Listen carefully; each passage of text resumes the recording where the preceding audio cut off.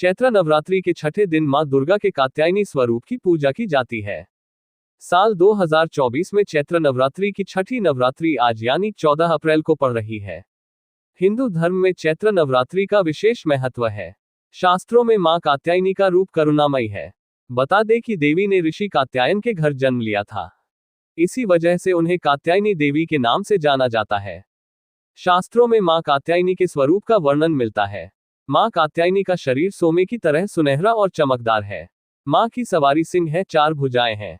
मान्यता है कि जो भक्त मां कात्यायनी की सच्चे मन से पूजा करता है, उसके सारे कष्ट दूर हो जाते हैं।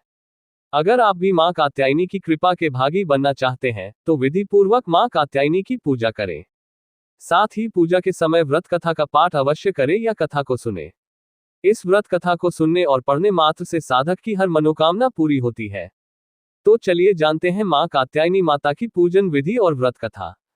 पुंजब केसरी चैत्र नवरात्रि व्रत कथा ऑफ मां कात्यायनी। मां कात्यायनी की व्रत कथा। पौराणिक कथाओं के अनुसार देव ऋषि कात्यायन मां दुर्गा के परम उपासक थे। मां दुर्गा की कृपा पाने के लिए एक बार देव ऋषि कात्यायन ने मां की कठोर तपस्या की। ऋषि की तपस्या से प्रसन्न होकर मां प्रकट हो बोली, वत्स जो वर मांगना चाहते हो मांगो। मां के इतना कहते ही देव ऋषि ने मां भगवती से वर मांगा और कहा कि मां आप मेरे घर पुत्री के रूप में जन्म लो।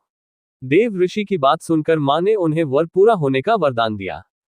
फिर मां दुर्गा ने देव ऋषि कात्यायन के घर पुत्री के रूप में जन्म लिया और पिता का नाम कात्यायन की पुत्री होने के कारण मां के इस अवतार को कात्यायनी कहा गया है। शास्त्रों में कहा गया है कि मां कात्यायनी की पूजा भगवान राम और श्री कृष्ण ने दी थी। मान्यता है कि गोपियों ने श्री कृष्ण को पति रूप में पाने के लिए माता के इसी रूप की उपासना की थी। पुंजब केसरी चैत्र नवरात्रि मां कात्यायनी का पूजन कैसे करें। नवरात्रि के छठा दिन मां कात्यायनी की पूजा के लिए समर्पित है। ऐसे में इस दिन सुबह जल्दी उठकर स्नान आदि से निवृत्त होने के बाद नीले रंग के वस्त्र धारण करें। इस दिन मां श्रृंगार लाल रंग से करें। इसके बाद विधि विधान पूर्वक माता कात्यायनी की पूजा करें और उन्हें पीले फूल और शहद अर्पित करें। विधि विधान से मां कात्यायनी की पूजा करने के बाद उनकी आरती करें और आसपास के सभी लोगों में प्रसाद वितरित करें।